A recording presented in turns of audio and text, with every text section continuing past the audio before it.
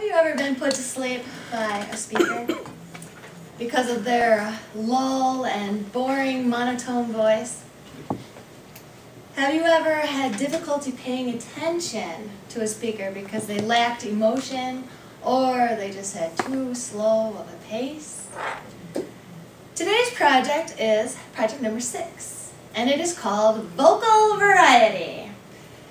Vocal variety. The main purpose is to harness the power of our voice. The objectives that Jeff will be working on will be pace, pitch, power, and pauses, to name just a few. The title of Jeff's speech today will be The Voyage of the Dawn Treader. And the purpose is to entertain, and the specific purpose is to share a life story. So, Jeff, timer, we need 5 to 7 minutes, please. And now I'd like to welcome Jeff Chilson with The Voyage of the Dawn Treader.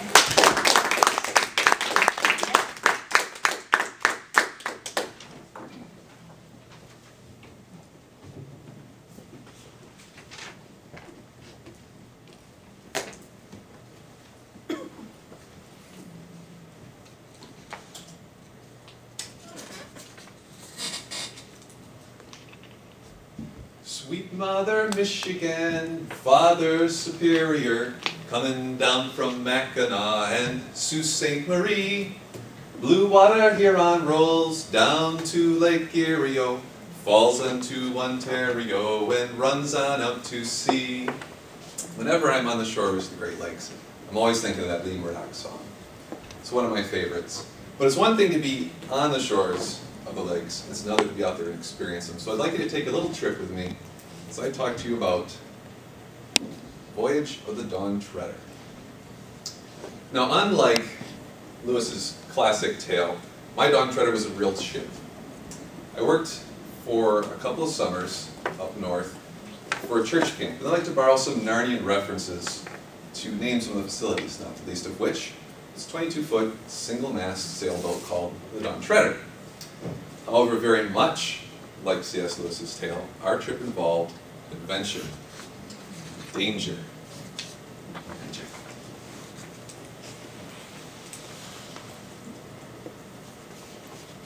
Every summer, the crew would take a trip here from Prentice Bay, sail down towards Mackinac Island. They'd stay overnight, and they'd sail back on the following day. So one morning, true to her name, loaded up the Dawn Treader, and she sailed out to the northern reaches of Lake Huron, and she was under sail. It was a beautiful morning for a sail.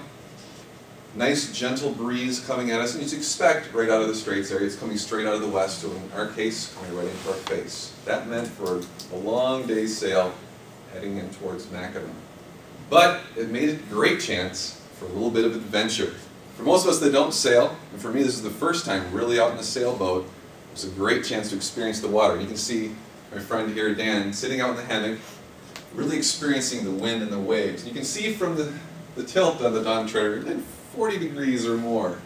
For us landlubbers, that's a little disconcerting. It's a little more adventure than I really personally tend to care for. But as we went on during the day, and if you've ever stood out along the lake shore, especially on the Great Lakes, you'll know that as that sun starts to warm up the air, it starts to make that wind blow a little bit. That wind will start to kick up some of the waves. Those waves that are just pretty small start to undulate. They'll start to build. Pretty soon you find yourselves in some rollers. In our case, we got into some 3-foot waves of the Dawn Treader. I mentioned this is only a 22-foot ship, pretty small. So we come down from the crest of the wave and bam, right into the next wave. And it pushed us back. We come down to the next wave and bam, and push us back. We spent a half an hour in the middle of the afternoon trying to move through these 3-footers, and we weren't going anywhere. We were bobbing like a cork on Lake Huron. So we decided we're going to pull down the sail, fire up the motor, make the rest of the way into Mackinac Island. We also, unfortunately, along this way, not all the waves are cyclical, we hit a couple that are a little bigger than all the others. And the spray of the water just ripped up over the bow of the Dawn Treader, flooding into where we were sitting, and one of them actually flipped up the front hatch. Water just poured into the forward cabin.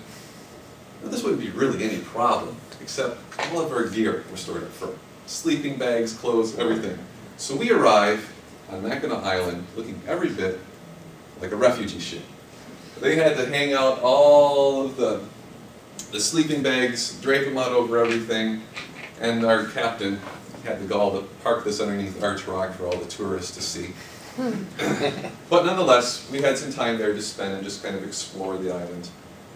Enjoy some time swimming, having a picnic, dinner. And then, when evening started to set, we had to make our way over to the camp. And we were going to stay, for ourselves, we were going to stay over towards Round Island on the state campground. Of course, whenever you have water, and you have land, and you have sunlight, you have magic. It was a very beautiful sunset that particular evening. And as we put our sleeping bags down on the shore, there was 1,000,000 stars in the sky that particular night. And just as we were starting to drift off to sleep, this huge fireball just ripped across the sky above us. It left this actual shower of sparks as that shooting star burnt up through the atmosphere. A truly magical way to end the day. Well, we started the next morning, and to our surprise, the wind had shifted 180 degrees. It was now coming straight out of the east, back into our face. That meant a long day's sail back home. But another chance for adventure. So we each, because it was going to be so long, had a chance to take the tiller and captain the Don Charters and made our way home. And I think through my brilliant piloting skills as a captain, and the rolling of the waves, and a little bit of the effect of Dramamine, I put everybody to sleep. But, like I said, this is going to be a long trip headed back. And in these days, this is in the early 90s, we did not have GPS at this time. All we had was the dead reckoning of our captain for the ship, some really crude maps to go on, and his experience. And his experience said, I know out there's some rocks ahead. It's great. And we said, I know there's some shoals that we need to pay attention to. And at this point in our trip, the sun was starting to set again because it was so long in our journey. So the sun is setting, he says, we need to start looking for these rocks, see what's up ahead, make sure we don't run aground. And so we're up there, sitting along the mast, looking out, the sun is setting, trying to look, see if there's what's ahead. The sun keeps setting, trying to look, what's ahead, is there anything out there?